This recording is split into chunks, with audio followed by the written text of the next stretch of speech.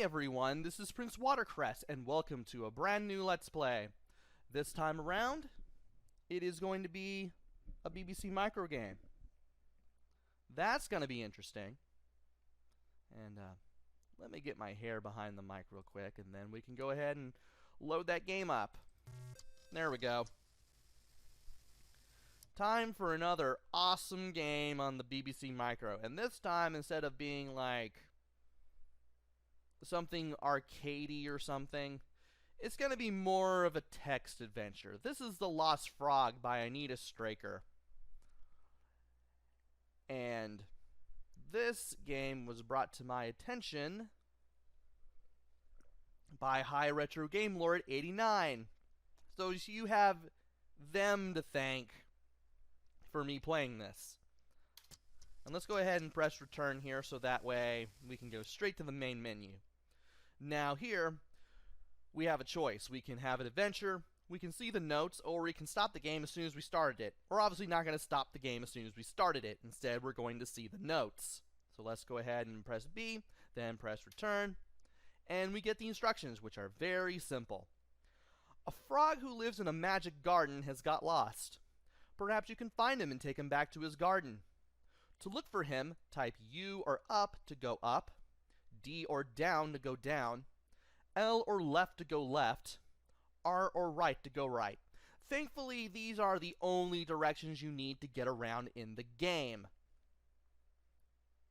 So at least the game keeps it simple. This is a very simple text adventure game. It's not as complex as the scores of text adventures that the BBC Micro got during its official lifespan. And there were quite a few. So if you like text adventures, this is definitely, the BBC Micro is definitely a micro that you want to play them on and collect for, I guess. I mean, these games were all on tape. As you look, you will find things which you will need to use to help you.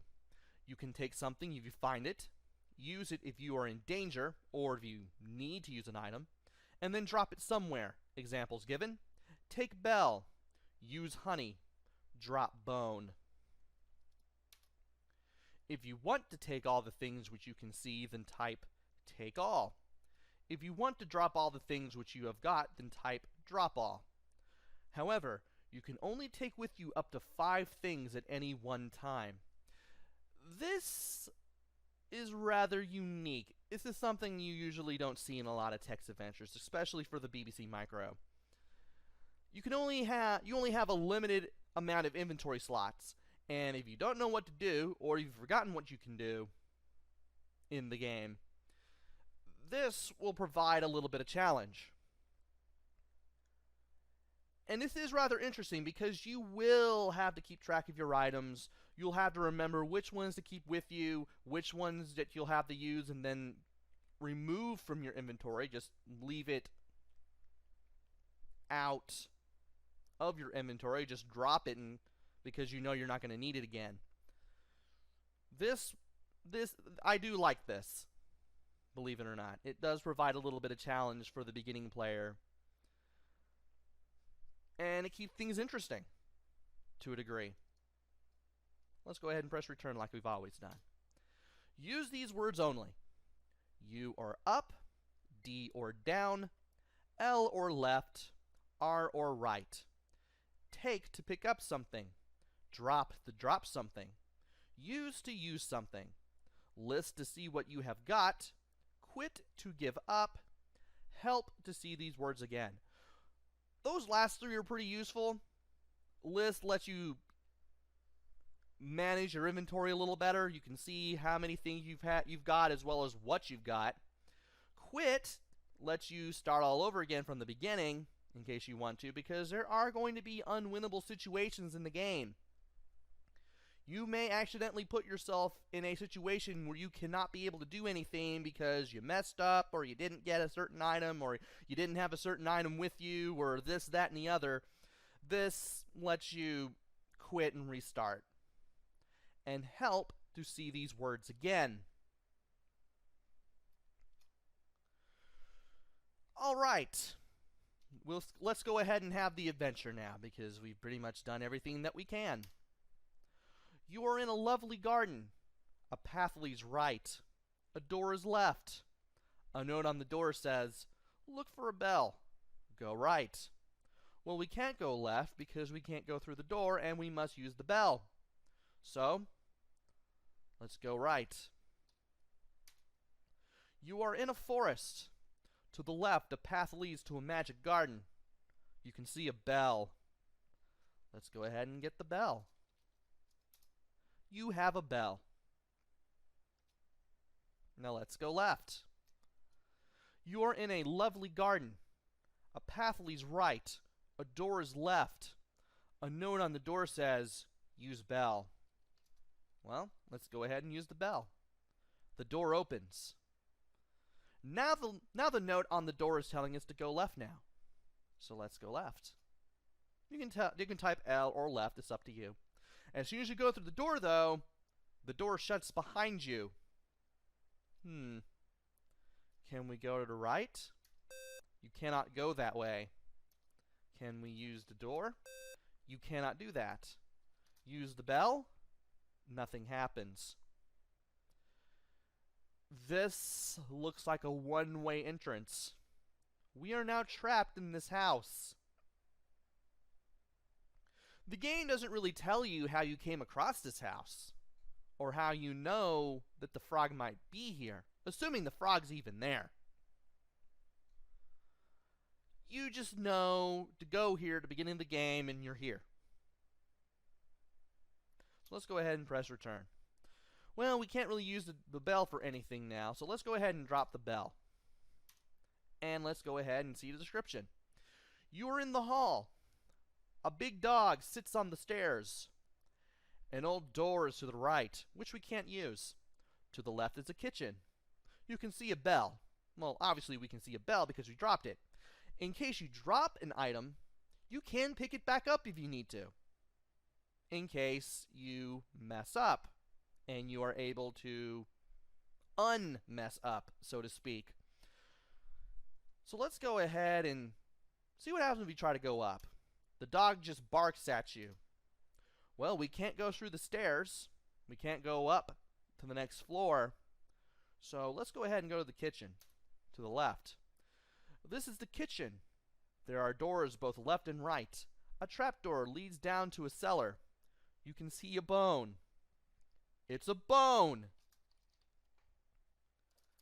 How can I use the bone if I don't have it? Let's get the bone first. You have a bone!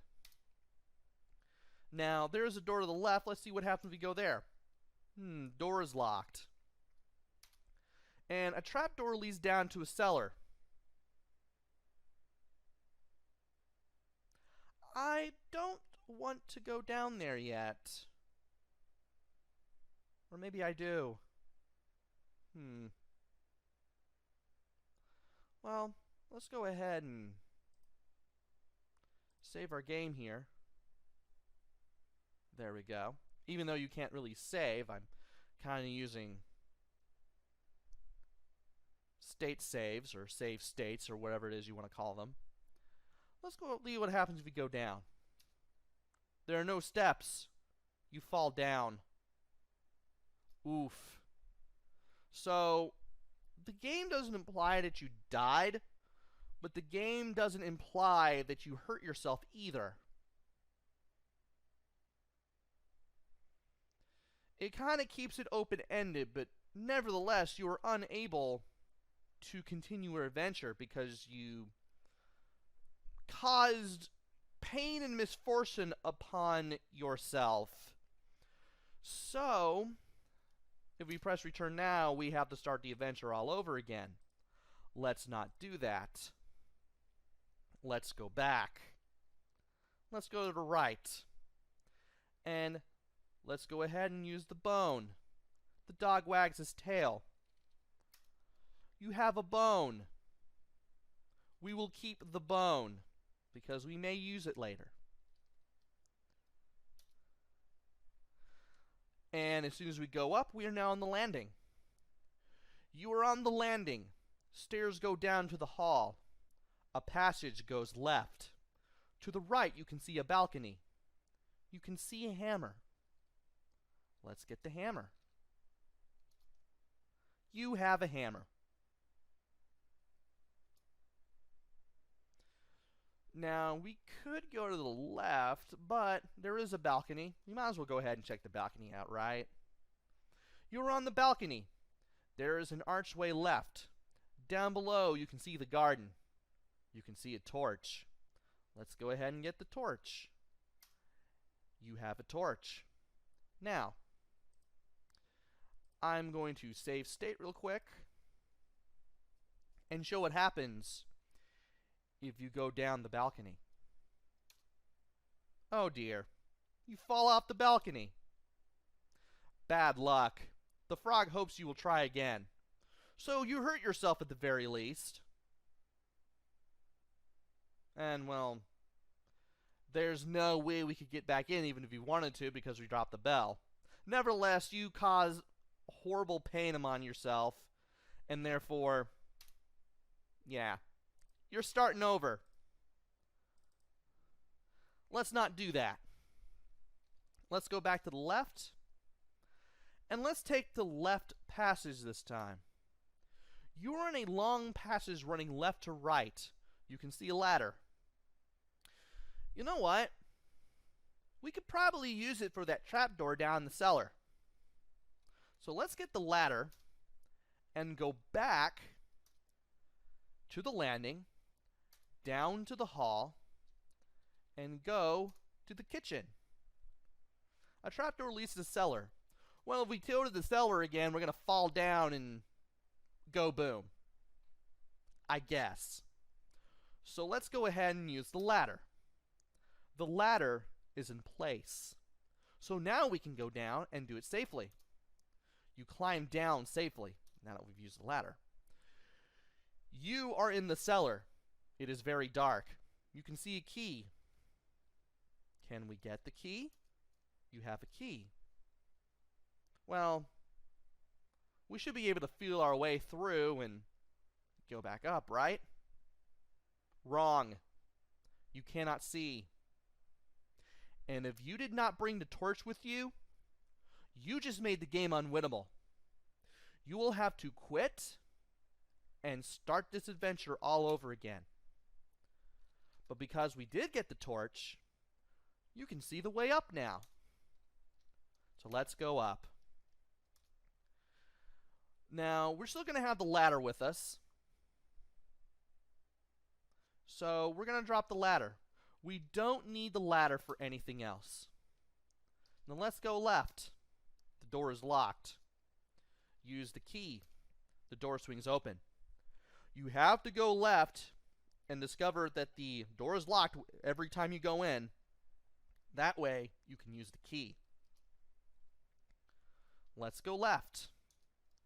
You have found the sitting room. An open door to the right leads to the kitchen. You can see some honey. Let's get some honey. And go back to the right. We're probably not going to need the key anymore. So let's go ahead and drop the key. Do I still have 4 items? Yes, we have the bone, the hammer, the torch, and some honey. Wonderful. I don't know if I still need the torch. If I realize I don't need it, I might as well just go ahead and drop it when I realize I no longer need it. For in the meantime, let's go ahead and go back up to the landing, and we need to use the bone again. And if you drop the bone at the landing, if you dropped it anywhere in the second floor of the house, came down here, you made the game unwinnable. You're starting all over.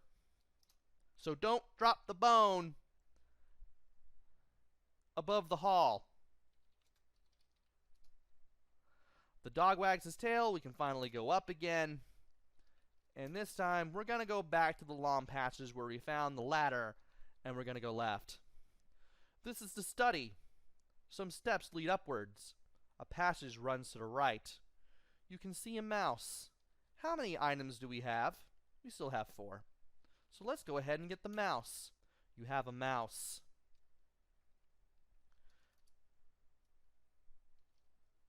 And let's see here. Let's see what happens if we go up. A lonely cat asks you to play. This is the lonely frog, not the lonely cat. Why are we dealing with a lonely cat? Well, the mouse is here in this room like it's some sort of clue, and we have yet to use it. So, let's use the mouse.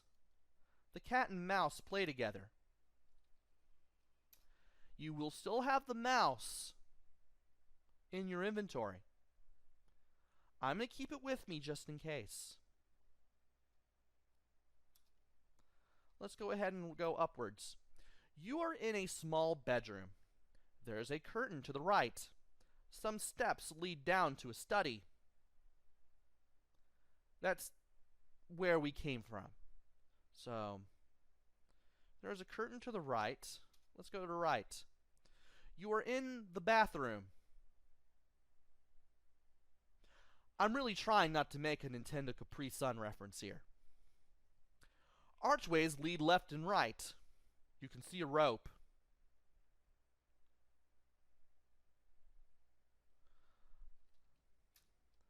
Okay, we have a bone, a hammer, a mouse, a torch, and some honey.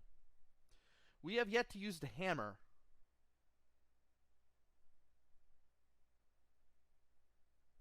So I'm going to drop the torch. And we're going to get the rope. See what happens. And let's go right. This is the big bedroom. A cupboard door is on the right. A spiral staircase leads up.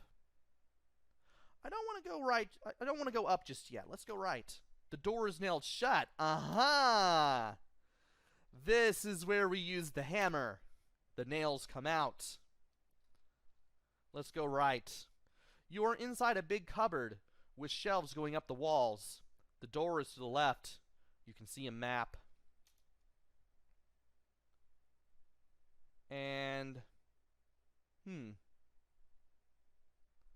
not just yet then. What happens if we go to the right? The door will still be nailed shut, but we still have the hammer, don't we? Yes, we do have the hammer. Let's see what happens if we go up. A grizzly bear gets to his feet.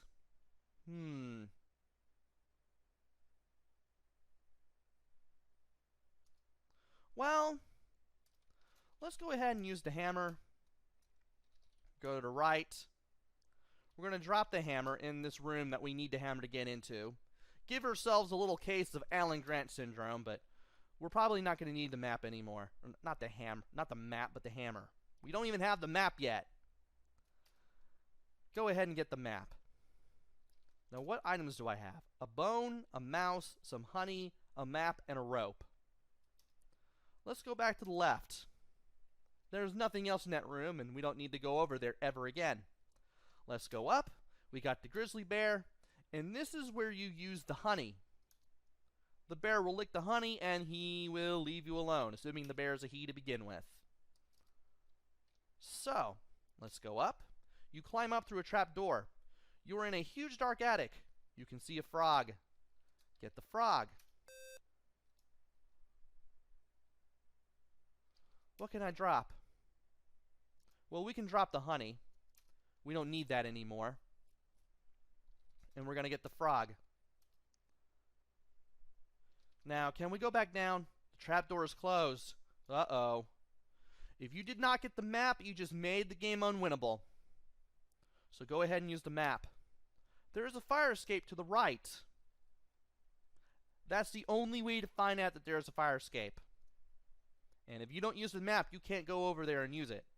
So let's go ahead and go right, and we slide down the fire escape. We are on the balcony.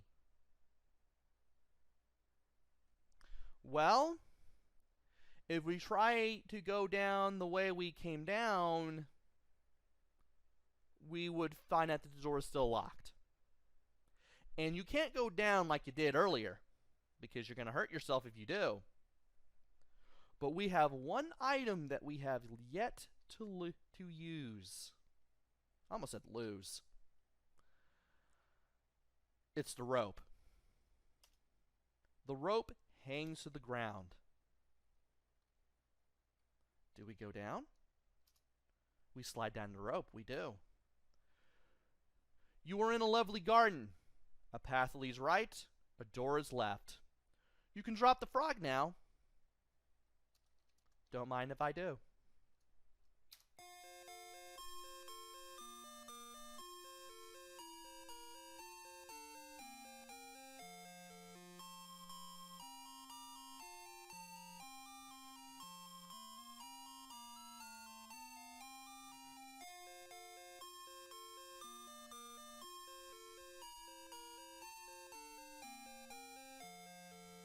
The frog is back in its garden.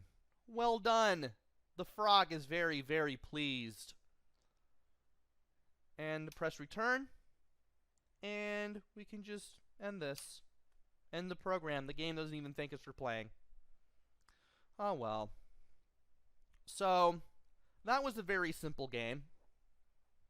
Very, very simple game.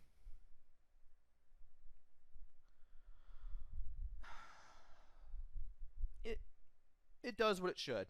It's alright. I mean, there's not really much I can say about this. It's a very simple text adventure for kids. I know Britons of a certain age will probably remember playing this game in the classroom, maybe alongside Granny's Garden, wherever there was a BBC Micro. There are no graphics, but thankfully, you don't really need them for this sort of game. The game got by without them. You just had colors and text. And colored text. And that was it. That was all. It doesn't look cluttered. It doesn't look disorganized. I can easily tell what's going on. I can easily read everything. Kids can especially read everything. I mean, it is a simple children's game of the text adventure variety, and because of that, it works for what it works for. So I can kind of give the game a pass on the graphics. There's not a lot of sound, there's not a lot of music. What you get is what you get. What you hear is what you get. And there's not a lot of it. You know what? That's okay too.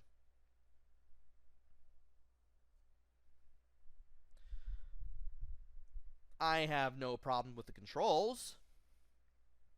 You type commands in. That's all you do. And there is a help screen that you can always refer to for all the commands and all the controls. And thankfully, the game gives you everything that you need to beat the game with. So it might be a bit on the easy side if you're older than 6. Even though it might still trip you up with unwinnable situations and ways to die in case you forget to pick up certain items or something. But other than that, I had no problems getting through the game at all. And once you beat this game once, I guess you could probably play this just to pass the time for about 30 minutes. 20-30 minutes like I did. So there's that.